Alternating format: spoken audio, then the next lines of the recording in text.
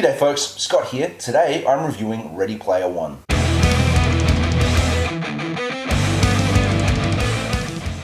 This movie is directed by Steven Spielberg and is based on a very popular novel.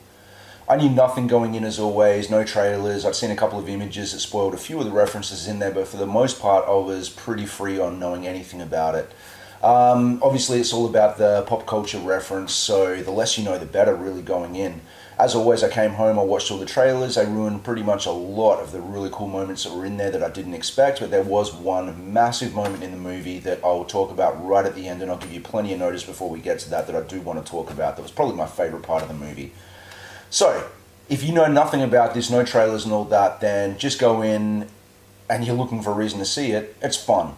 That's all, you know. It's not changing your life. It's not doing anything you've never seen before as far as storytelling or acting or character development. But you're not going to this movie expecting that. You're expecting cool special effects, lots of references, more references than you could possibly know in one viewing, I'd imagine. I think you could watch this movie 20 times and still not get everything that's in there running around in the background and whatever.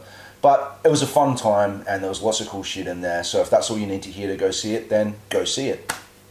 Everything I'm going to talk about now is based specifically on what's in the trailers. So if you've seen trailers for this is spoiler free and you're good to go.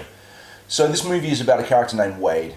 The world is in a place where, you know, there's rampant poverty, just like now, you know, like rich and poor and not much in between. Our main character Wade is in the poor side of things. Most people in this world, you know, don't have much to do with their lives other than spend their lives playing in this video game environment that was created by this really brilliant guy, like a Bill Gates kind of billionaire-esque kind of guy named Halliday, who had created a thing called the Oasis. The Oasis is a virtual universe where you can do anything from like virtual tourism to gambling to video gaming to all those kind of, you know, embodiments of what you could do in a virtual space. And everybody has these like haptic suits, or can have if they have the money to buy them, that let you feel things that happen in this experience. And, you know, obviously VR goggles and gloves and treadmill kind of things that are multi-directional, so you can run in any direction and all that. You know, so it's taking obviously a lot of technology that exists right now and just trying to go a little step further with it.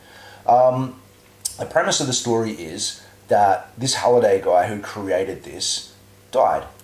And his dying wish was that he wanted all the players and the people who experience this virtual world to solve 3 puzzles and find 3 keys. And the person who found all 3 keys and solved the end puzzle would basically get the keys to the kingdom. You would get the ownership of the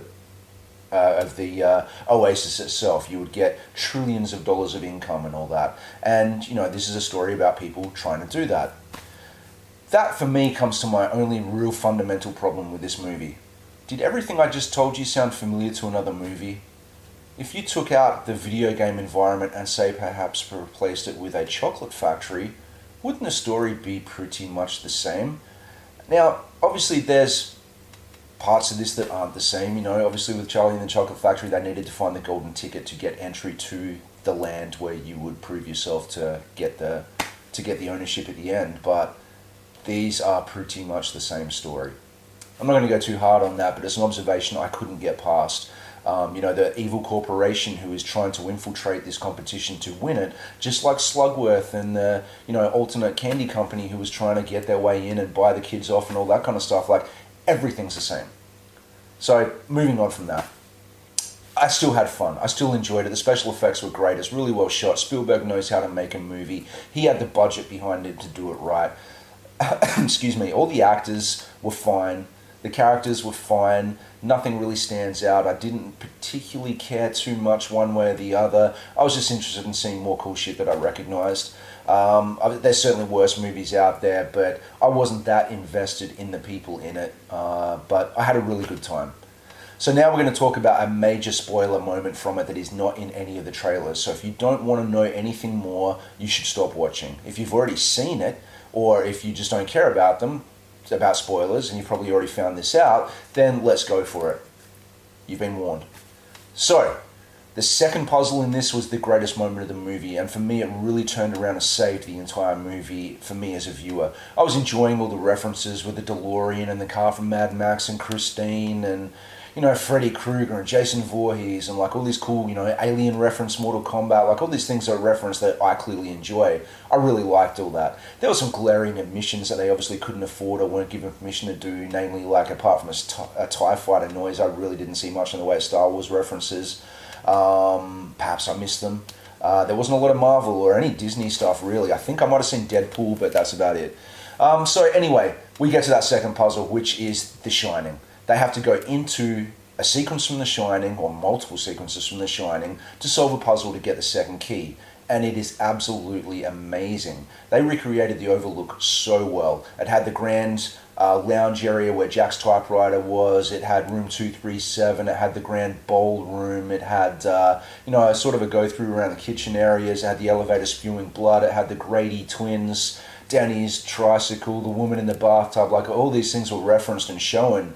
And I've never seen a movie show another movie within itself so accurately, and especially something I love. Like, I was blown away by this moment. I didn't expect it. I knew nothing about it. It had the music from the movie, and I could just go on and on and on about this. It was brilliant. I mean, things changed in the grand ballroom with sort of zombie dancing and all that kind of stuff to get the actual key, but that was absolutely fantastic, and it made the whole movie for me. So that's really all I've got. I had a good time. It's fun. The special effects are great. The references are great. And that's all I need to tell you. Tomorrow night, I'm going to go see an advanced screening of A Quiet Place, and I'll be back to review that very soon. As always, thanks for watching. Please subscribe to my channel, and I'll see you next time. Thanks.